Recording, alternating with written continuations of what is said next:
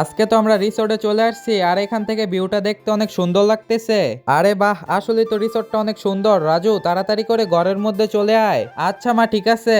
আরে ওইখানে আবার ওইটা কি, গিয়ে দেখতে হবে। মা তো ছোটর সাথে খেলা করতেছে, তাড়াতাড়ি করে পালাই। এই তো আমি তাড়াতাড়ি করে নিচে নেমে যাই। বাহ, এই রিসোর্টটা তো অনেক সুন্দর, পুলটা তো অনেক সুন্দর, অনেক মজা হবে। হ্যালো স্যার, আমি এখানে একটু ঘোরাফেরা করতেছি। ও আচ্ছা, ঠিক আছে, তাড়াতাড়ি করে উপরে গিয়ে দেখি তো। আরে এখান থেকে ভালোভাবে দেখা যায় না, একটা কাজ করি, তাড়াতাড়ি করে নিচে চলে যাই, ওইখান থেকে ভালোভাবে দেখা যাবে। এই তো নিচে চলে এসেছি, এখান থেকে ভালোভাবে দেখা যাইতেছে না। আর একটু আগায় যাই, ওইখান থেকে ভালোভাবে দেখা যাবে।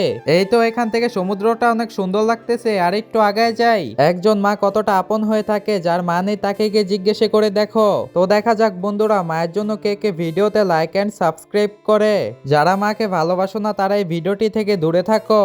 সমুদ্রের ভিউটা যে কেমন লাগতেছে কিছুই বুঝতে পারতেছি না। আরে রাজু, আর আগাইস না, নয়তো পড়ে যাবি। তাড়াতাড়ি করে আমার সাথে চল। আচ্ছা মা, ঠিক আছে, তাড়াতাড়ি করে ঘরে চলে যা। আচ্ছা, আমি চলে যাচ্ছি। আরে মা, তুমি এইখানে, তাহলে আমাকে কে নিয়ে আসলো? বন্ধুরা, কে নিয়ে আসলো সেটি জানতে চাইলে পার্ট 2 কমেন্ট করো।